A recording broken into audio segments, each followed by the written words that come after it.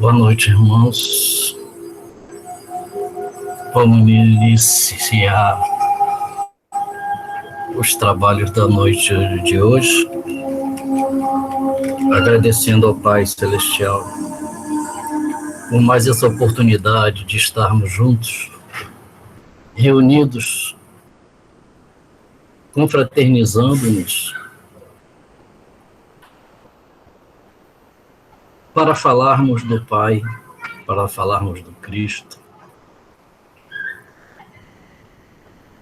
Francisco de Paula está junto a nós, nos amparando, nos protegendo, e que possamos ter uma noite agradável, onde poderemos colocar os nossos corações à disposição da caridade, do amor ao próximo, que possamos aprender no nosso Evangelho, na lição de hoje, tudo o que precisamos para mantermos a nossa paz, a nossa harmonia, e que sejamos os missionários do Cristo,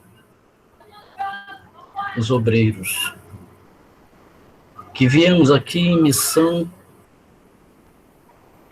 de divulgar as suas leis e a principal lei do amor. E que esta paz que nos abraça, nos envolve, seja espargido a todos os nossos familiares, à nossa cidade, ao nosso país e a esse planeta, que precisa das nossas vibrações de amor para evoluir. Não só nós evoluímos, o nosso planeta também. E que nesta caminhada possamos hoje subir mais um degrauzinho, possamos sentir em nossos corações os nossos propósitos de trabalho,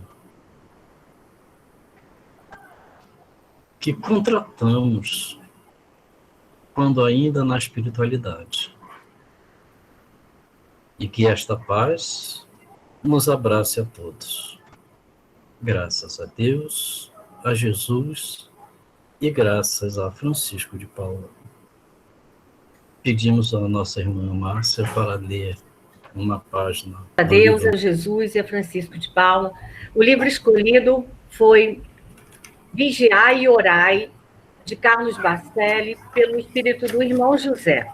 A página se intitula Frequência Vibratória. Todas as coisas e todos os seres vivem interligados. Toda ação repercute. Nenhum ato se isola em suas consequências. Vivemos num emaranhado de ideias e sentimentos. O bem se expande em ondas que cobrem distâncias imensas. O mal se propaga com a mesma intensidade com que é praticado. O que acontece a Lures te alcança onde estás. Se te transformares num foco de luz, extinguirás a sombra em torno.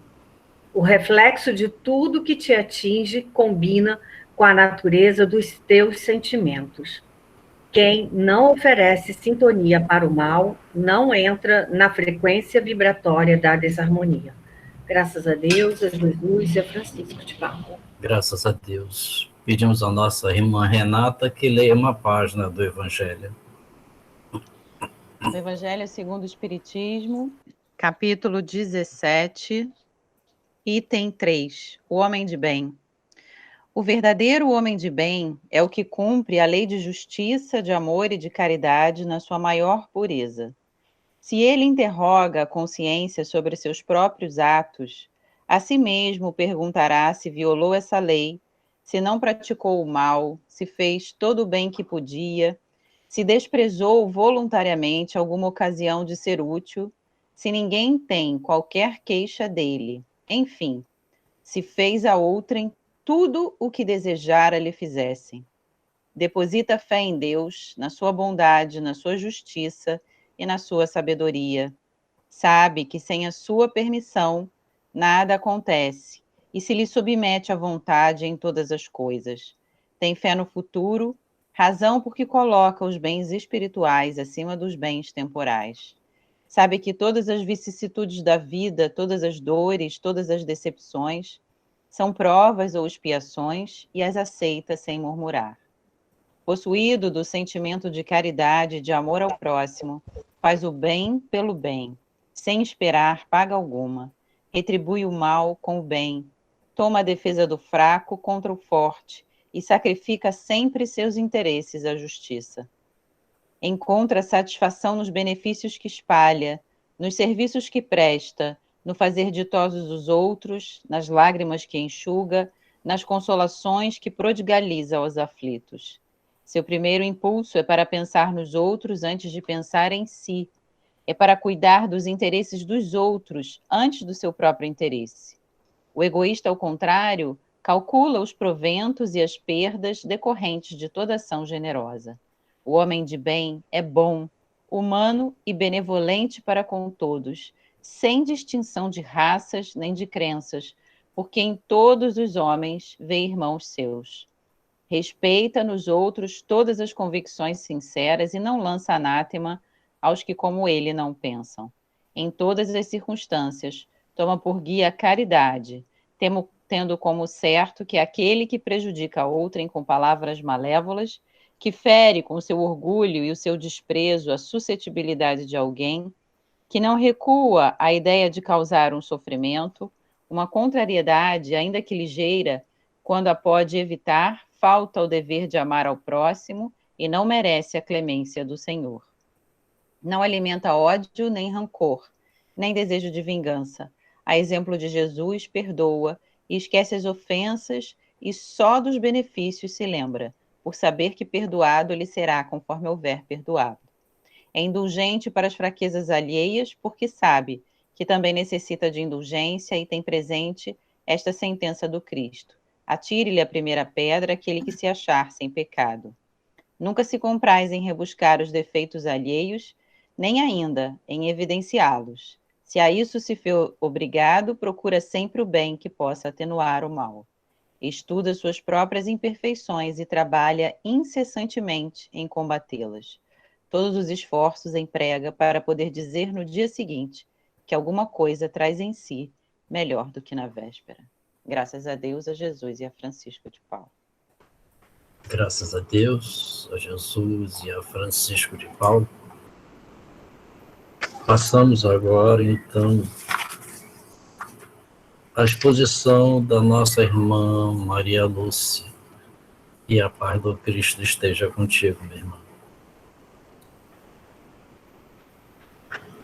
Graças a Deus. Graças a Jesus e a Francisco de Paula. Irmãos, eu espero em Deus conseguir passar o pouco que eu entendi da lição do livro Boa Nova, Chico Xavier, no espírito de Humberto de Campos, pelo espírito de Humberto de Campos. O tema da noite de hoje é a luta contra o mal. E antes de entrar propriamente no capítulo, quando eu estava lendo, estudando, sempre que eu estudo Boa Nova, eu penso, eu imagino que somos nós conversando com Jesus. Não tem como não se colocar naquele lugar. Porque as dúvidas dos apóstolos são as nossas dúvidas. Todas as questões levantadas no Boa Nova são questões que nós também nos vemos de frente com elas. Então, eu estava pensando e resolvi começar o estudo por algumas observações. 15 dias atrás, nós estudamos o capítulo 19 do Boa Nova, comunhão com Deus. Ali identificamos comunhão com Deus, é o amor. Não tem outra definição. É só pelo amor que a gente consegue trilhar esse caminho. O amor é o alimento da vida, o amor é o poder. O coração que ama tem o poder da renovação e, na luz da oração, faz nascer o amor universal. Porque nós somos todos uma grande família. Nós somos filhos do mesmo Pai. E é pelo amor que nós vamos atravessar as sombras e encontrar a luz da liberdade de amar e servir. Desenvolvendo o amor, seremos capazes de domar os lobos que habitam em nós mesmos. Esses lobos eu tirei de um provérbio indígena que rola na internet, que diz assim. A história é grande, mas eu peguei só o resumo. Tem um provérbio indígena que diz: dentro de mim existem dois lobos, o lobo do ódio e o lobo do amor. Ambos disputam o poder sobre mim. E quando me perguntam qual lobo é vencedor, respondo: aquele que eu alimento. Isso é um pai conversando com o filho, sobre a dúvida do filho, porque tinha sido ofendido. Então, esse pai diz que nós temos os dois lados, e vai vencer o lado que a gente alimentar. Então, que a gente tenha o cuidado, a atenção, para deixar esse lado do mal morrer de fome. Que a gente deixe ele morrer de inanição, que a gente não alimente. Para mudar o mundo de fora, nós precisamos começar a mudança pelo nosso mundo interior. E aí, lá na Gênese, Kardec diz: sendo Deus o princípio de todas as coisas, e sendo todo sabedoria, todo bondade, todo justiça, tudo que ele procede há de participar dos seus atributos. Porquanto, o que é infinitamente sábio, justo e bom, nada pode produzir que seja ininteligente, mau e injusto. O mal que observamos não pode ter em Deus a origem. O mal decorre, portanto, do nosso estado de imperfeição. Uma vez que nós, em nossa origem, o ser não possui a consciência do bem nem do mal. Então, quando a gente questiona por que Deus permite o mal não vem de Deus. O mal somos nós que criamos, somos nós que alimentamos. E é uma lei de causa e efeito. Tem o retorno, não tem jeito. E então, Tadeu, conversando com Jesus, lá nos ensinamentos, nas reuniões que eles tinham, sempre ele se admirava como Jesus conseguia curar, como Jesus conseguia agir. E aí, após ele observar a recuperação de uma infeliz dementada, que recuperou o senso de si mesmo diante da presença confortadora do Messias, ele se questiona: por que motivo o mestre não provoca de vez uma aproximação geral de todos os inimigos da luz, a fim de que, pela sua autoridade, fossem definitivamente convertidos ao reino de Deus? Com o cérebro torturado por graves cogitações e sonhando possibilidades maravilhosas para que cessassem todos os combates, entre os ensinamentos do Evangelho e os seus inimigos, o discípulo inquieto procurou avistar-se particularmente com Jesus, de modo a expor-lhe com humildade as suas ideias íntimas. Na cabeça dele, ele achava que seria muito mais simples estalar o dedo e convocar os irmãos que eram contra o Evangelho para seguirem o Evangelho, já que Jesus tinha o poder. E, uma noite tranquila, Jesus, após escutar as ponderações de Tadeu, em tom austero, ele disse: como se recebesse uma... Ele pergunta para Tadeu: Tadeu, qual o principal objetivo das atividades de tua vida? Como se recebesse uma centelha de inspiração superior, respondeu o discípulo com sinceridade: Mestre, estou procurando realizar o reino de Deus no meu coração. Se procuras semelhante... Aí Jesus responde: se procuras semelhante realidade, por que a reclamas no adversário em primeiro lugar? Seria justo esqueceres as tuas próprias necessidades nesse sentido? Se buscamos atingir o infinito da sabedoria e do amor em nosso Pai, indispensável se faz reconheçamos que todos somos irmãos no mesmo caminho.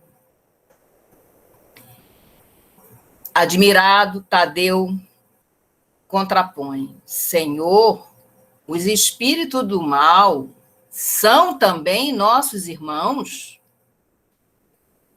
E Jesus responde: toda a criação é de Deus.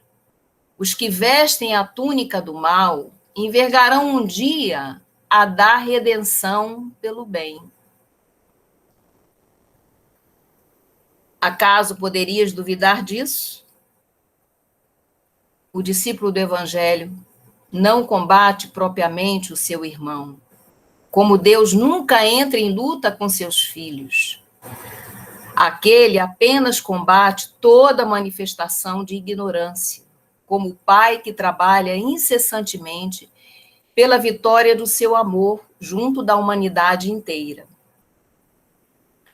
No entanto, não seria justo, ajuntou o discípulo, com certa convicção, convocarmos todos os gênios malfazejos para que se convertessem à verdade dos céus? E o mestre, sem se surpreender com essa observação, disse: por que motivo não procede Deus assim? Porventura teríamos nós uma substância de amor mais sublime e mais forte que a do seu coração paternal? Porventura teríamos nós uma substância de amor mais sublime e mais forte que a do seu coração paternal? E Tadeu, jamais ouvidemos o bom combate. Se alguém te convoca ao labor ingrato da má semente, não desdenhes a boa luta pela vitória do bem. Encarando qualquer posição difícil como ensejo sagrado para revelares a tua felicidade a Deus. Abraça sempre o teu irmão. Se o adversário do reino te provoca ao esclarecimento de toda a verdade, não desprezes a hora de trabalhar pelo triunfo da luz, mas segue o teu caminho no mundo, atento aos teus próprios deveres. Pois não nos consta que Deus abandonasse as suas atividades divinas para impor a renovação moral dos filhos ingratos que se rebelaram na sua casa. Se o mundo parece povoar-se de sombras, é preciso reconhecer que as leis de Deus são sempre as mesmas em todas as latitudes da vida. É indispensável meditar na lição de nosso Pai e não estacionar a meio caminho que percorremos. Os inimigos do reino se empenham em batalhas sangrentas? Não ouvides o teu próprio trabalho. Padecem no inferno das ambições desmedidas? Caminha para Deus. Lançam a perseguição contra a verdade? Tens contigo a verdade divina, que o mundo não te poderá roubar nunca.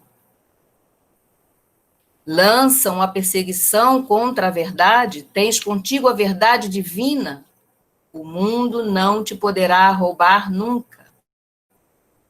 Os grandes patrimônios da vida não pertencem às forças da terra, mas às do céu. O homem que dominasse o mundo inteiro com a sua força teria que quebrar a sua espada sangrenta ante os direitos inflexíveis da morte. E, além desta vida, ninguém te perguntará pelas obrigações que tocam a Deus, mas unicamente pelo mundo interior que te pertence a ti mesmo, sobre as vistas amoráveis do nosso Pai. Então, resumindo, a gente precisa dar prioridade a nos olhar, nos corrigir, nos renovarmos. Temos uma caminhada, estamos no meio do caminho. E a gente não pode parar, a gente não pode desistir. Quando a gente é convocado para um trabalho árduo, para um trabalho que a gente acha difícil, ele chega às nossas mãos porque estamos prontos. Não precisamos temer. Dentro de nós temos todas as ferramentas para lutar, para vencer. É o que Jesus deixou bem claro.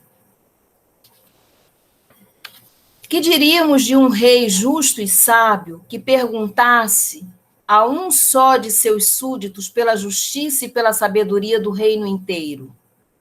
Entretanto, é natural que o súdito seja inquirido acerca dos trabalhos que lhe foram confiados, no plano geral, sendo também justo se lhe pergunte pelo que foi feito de seus pais, de sua companheira, de seus filhos e irmãos. Andas assim tão esquecido desses problemas fáceis e singelos? Que às vezes a gente se preocupa com o problema do outro, com o problema de Deus, com o problema de A, com o problema de C.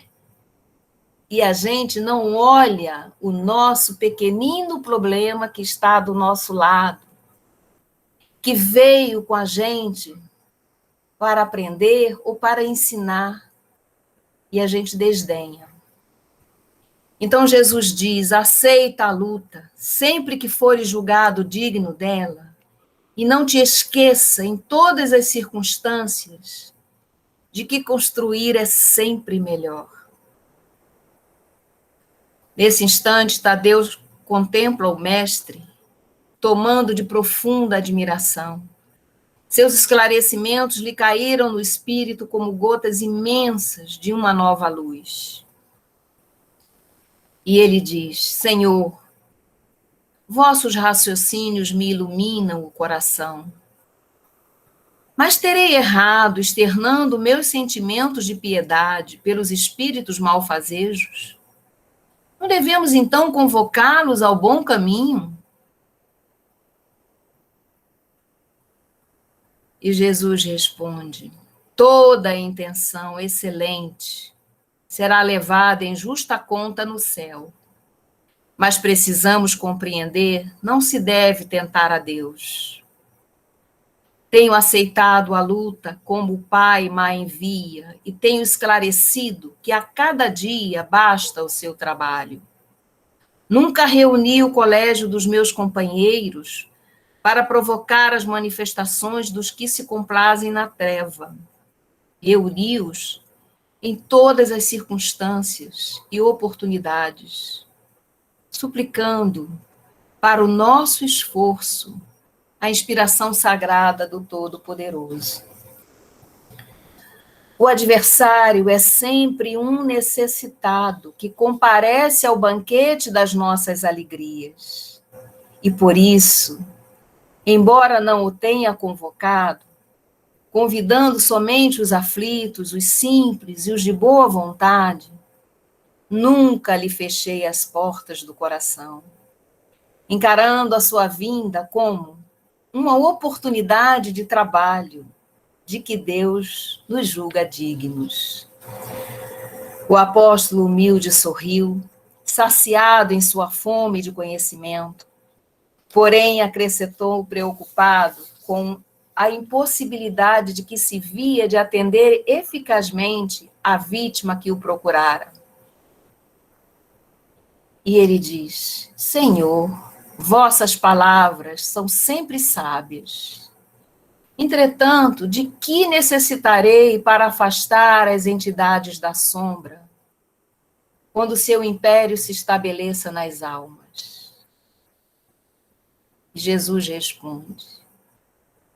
Voltamos assim ao início das nossas explicações. Pois para isso, necessitas da edificação do reino no âmago do teu espírito, sendo este o objetivo de tua vida. Só a luz do amor divino é bastante forte para converter uma alma à verdade. Já viste algum contenedor da terra convencer-se sinceramente, tão só pela força das palavras do mundo? As dissertações filosóficas não constituem todas as realizações. Elas podem ser um recurso fácil da indiferença, ou uma túnica brilhante, acobertando penosas necessidades. O reino de Deus, porém, é a edificação divina da luz, e a luz ilumina, dispensando os longos discursos. Capacita-te de que ninguém pode dar a outrem aquilo que ainda não possua no coração. Vai, trabalha sem cessar pela tua grande vitória. Zela por ti e ama a teu próximo. Sem olvidares que Deus cuida de todos. Tadeu guardou os esclarecimentos de Jesus para retirar de sua substância o mais elevado proveito no futuro. No dia seguinte, desejando destacar perante a comunidade dos seus seguidores a necessidade de cada qual se atirar ao esforço silencioso pela sua própria edificação evangélica, o mestre esclareceu os seus apóstolos singelos, como se encontra dentro da narrativa de Lucas. Quando o espírito imundo sai do homem, anda por lugares áridos, procurando, e não o achando, diz: voltarei para a casa de onde saí, e ao chegar, acha-a varrida e adornada. Depois vai e leva mais 7 espíritos piores do que ele, que ali entram e habitam. E o último estado daquele homem fica sendo pior do que o primeiro. E então todos os ouvintes das pregações do lago compreenderam que não bastava ensinar o caminho da verdade e do bem aos espíritos perturbados e malfazejos. Que indispensável era edificar-se cada um a fortaleza luminosa e sagrada do reino de Deus dentro de si mesmo. E então, meus irmãos, a grande lição que Jesus nos deixou, de que é pelo bem, é pelo amor que nós vamos vencer. Nós precisamos faxinar as nossas mentes. E essa faxina não tem como terceirizar. Somos nós que temos que fazer. Nós somos os responsáveis por tudo que nos acontece. Então, não é alimentar a culpa, é olhar com verdade, é olhar com amor, é pedir forças, é pedir luz para se renovar. É dessa forma que nós vamos conseguir seguir as pegadas do Mestre e encontrar a felicidade em doses homeopáticas, na paz de Deus, nosso Senhor Jesus Cristo. E dando prosseguimento a esse raciocínio de que cabe a nós e que o mal não é obra de Deus, eu fui até o Livro dos Espíritos, e lá na pergunta 634,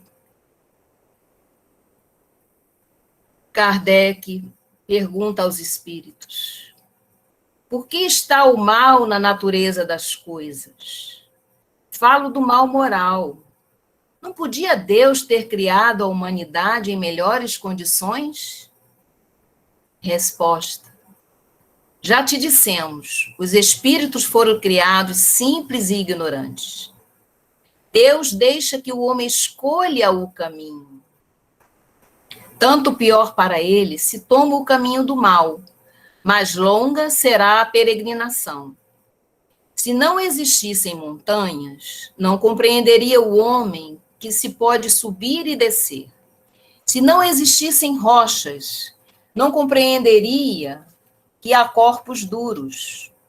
É preciso que o espírito ganhe experiência.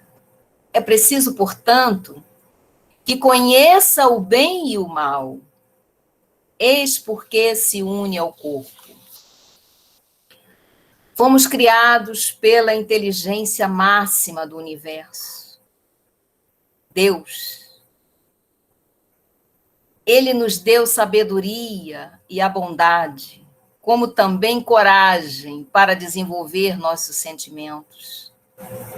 Fomos criados simples e ignorantes. Passamos por diversas fases de nossa existência, retendo sempre algo de bom e proveitoso, decorrente do próprio esforço nas vivências passadas, renascendo para aprimorar-se, dando curso aos impositivos de evoluir. O mal é de duração efêmera, por ser resultado de uma etapa do processo evolutivo.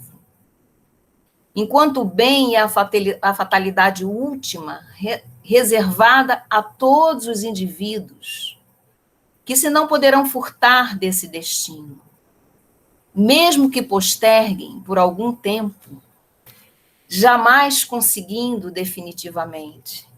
Então, nesse trecho, a gente precisa lembrar que todos os nossos irmãos que hoje estão algemados no mal, presos no mal, na vingança, na loucura de não se respeitar e nem respeitar o próximo, isso não é definitivo, isso é temporário. E a gente precisa, no mínimo, fazer uma oração para esses irmãos. Deus, todo bondade, pôs o remédio ao lado do mal, ou seja, do próprio mal sai o remédio.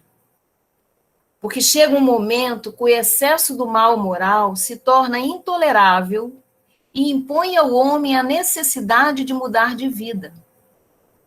Instruído pela experiência, ele se sente compelido a procurar no bem o remédio. É como se ele pensasse: eu estou indo por aqui e não está dando certo, chegou no limite. E ele troca o rumo, ele experimenta. Basta que ele encontre uma chance, uma nesga de luz, ele consegue mudar o caminho. Sempre por efeito do livre-arbítrio, uma vez que tem em si a causa do mal, e por guia as leis divinas, pode evitá-lo sempre que o queira. O importante é o homem descobrir-se. Só assim ele vai amar o seu semelhante, os seus irmãos, reconhecendo que, como ele tem que lutar para evoluir, tem que desapegar da preguiça e iniciar a jornada. E aí, para encerrar, eu fui pedir ajuda ao nosso irmão Luiz Sérgio, que lá no livro Ensina-me a Falar de Amor, ele tem um trecho que é muito lindo, proveitoso, para todos nós nesse momento meditarmos. Cada criatura é o autor do livro da sua vida, e que só com a prisão na carne é que pagamos nossas dívidas pretéritas. A doutrina espírita nos leva a um vasto conhecimento. De onde viemos? O que devemos fazer no hoje? E como nos preparar para o amanhã? Também na Universidade do Conhecimento aprendemos que com o plantio é livre, mas a colheita é mais que obrigatória. Não basta pedirmos perdão. Faz-se necessário buscar a perfeição, porque só nela está completa a felicidade. Não existe homem algum com poder de dizer a outro homem, mal ou violento, fique bom, e ele se transformar. Se assim fosse, Deus não outorgaria o livre-arbítrio a cada ser. Não haveria valor algum em ser bom. A doutrina nos ensina que podemos mudar o nosso comportamento quando encontramos o homem que nos serve de exemplo das coisas de Deus. Quando descobrimos o Cristo como irmão e dele nos tornamos amigos, escutando-lhe as palavras e tentando colocar os pés nas suas pegadas. Em nome de Deus, em nome do amor, vamos todos nos unir.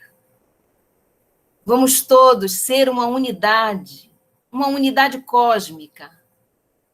Dar as mãos em pensamento. Sentir a paz plena, manipulando os nossos seres, para podermos perceber que somos um só coração. E desejamos, acima de tudo, paz para o universo, paz para nós, paz para a unidade que sofre e chora. Esse Deus maravilhoso que chora como uma mãe querida que torce pela vitória do filho. Vamos voltar ao seio de nossa mãe querida. Vamos vencer. Vamos dizer: vale a pena amar. Vamos orar. Orar com força. Orar com sentimento. Dizendo que a vida é um grande remédio e que nela encontramos tudo o que precisamos. Jesus nos legou a sua vida no sentido de consagrá-la à nossa emancipação espiritual. A vida é amor. Deus é a dádiva perpétua. Então, meus irmãos, temos muito a meditar, muito a nos resolver, muito a nos corrigir. Mas precisamos fazer tudo isso com amor, compreendendo que é um passo de cada vez. Que o Pai é misericordioso e bom, e conhece todos nós. E desde que nos criou, apostou que nós somos vitoriosos, que nós podemos vencer. já que estamos de mão dadas no mesmo pensamento, vamos orar a oração do Cristo, enviando a todos um cadinho de amor de nós. Pai nosso, que estás no céu, santificado seja o teu nome. Venha a nós o vosso reino, seja feita a vossa vontade, aqui na terra como nos céus. O pão nosso de cada dia dai-nos hoje. Perdoa as nossas ofensas, assim como nós temos ofendido. Não nos deixas cair em tentação. Ajuda-nos a vencer a nós mesmos, encontrando a tua luz, a tua paz, a tua misericórdia. E que este amor chegue a todos os corações da humanidade. Graças a Deus, graças a Jesus e a Francisco de Paula. Graças a Deus, minha irmã. Obrigado por esse estudo. Obrigado por esses ensinamentos e essa vibração de amor que emana do seu coração para todos nós. Porque é isso que estamos aguardando aqui. Sentirmos o nosso amor a se expandir com fé e na caridade do Cristo. Vamos agora, então, à irradiação para os lares. Vamos fechar nossos olhos, elevar nosso pensamento a Deus, a Jesus, a Francisco de Paula, pedindo por esses nossos irmãos que estão na sarjeta, que estão nos hospitais, que estão nos presídios, que estão pelas ruas sem ter um rumo, sem ter aonde voltar, sem ter seu teto. Ó Pai amado, pedimos também a todos os nossos irmãos e guias espirituais, o Dr. Bezerra de Menezes e toda a sua equipe, que abrace a todos esses nossos irmãos do Hospital de Bom Sucesso, que passa por uma crise. Ó Pai amado, sabemos que dentre nós não existe vítimas, mas pedimos que a cada um seja dado o lenitivo de paz, para que eles possam suplantar as necessidades que por hora eles passam. Aliás, não eles, todos nós. Que a tua luz, Pai, irradie em todos os lares. Abençoe a cada um e a nós, peregrinos da tua vontade, trabalhadores de última hora, para que possamos ter o discernimento de seguir as tuas leis, seguir o teu caminho, seguir os teus ensinamentos.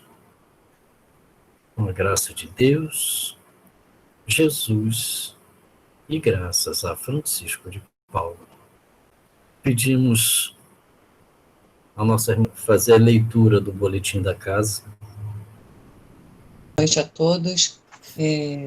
Na campanha para o Dia das Crianças, 256 crianças receberam brinquedos, cestas básicas, material escolar e kits de higiene.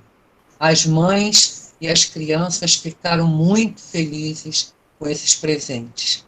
E fazendo coro com elas, agradecemos a colaboração de todos todos nesse movimento de amor.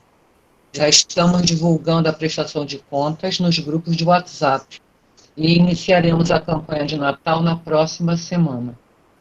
Para o Lar de Francisco, estamos aceitando doação de fraldas de tamanho G, EG e XG da Big Frau, roupa íntima tamanho G e EG, feminina e masculina, luvas de látex tamanhos M e G, esparadrapo micropore. Entregas diretamente no lar, na rua Filgueiras Lima, número 99, no Riachuelo. As sessões públicas virtuais estão acontecendo às terças-feiras, esta agora, às 8 pelo Google Meet, às quartas de manhã, 10 horas, e às 8 da noite pelo Zoom, às sextas, às 15 horas pelo WhatsApp, e às 20 pelo Zoom também, e domingo às 15h30 pelo YouTube. O link convite para as reuniões será sempre divulgado nos grupos de WhatsApp. No site da congregação, que é o www.cfp.org.br, nós vamos encontrar Prece pela Humanidade, que é diária, às 21h30, em sua residência. Leia uma página de O Evangelho segundo o Espiritismo e faça conosco uma prece em favor da humanidade. Caso queira, envie o nome das pessoas para as quais deseja solicitar irradiação, selecionando pandemia, irradiação e prece à distância e clicando no link para acessar o formulário e incluir os nomes. Para os desencarnados, as preces são todas as segundas-feiras às 18h30. Os benfeitores espirituais irão prover o auxílio necessário aos nossos irmãos. Lembramos que a prece deve ser dirigida a Deus ou a Jesus, mas jamais invocar o irmão desencarnado. No menu Pandemia, Irradiação e Prece à Distância, selecione, clique o link da prece, acesse o formulário e inclua os nomes para quem quer a prece. Estudos virtuais acontecem todas as terças, estudando o Evangelho, às quartas é a evangelização infanto-juvenil, às quintas, conhecendo a revista Espírita, e sábados, as páginas de luz. Está na aba de divulgação CEFP no YouTube. De estudos doutrinários, inscreva-se através do formulário existente no menu Pandemia, Estudos à Distância. No mesmo local, há uma relação dos cursos realizados atualmente. O atendimento fraterno é para aqueles que desejarem, podem acessar o site do espiritismo.net para este acolhimento. Obrigada, boa noite.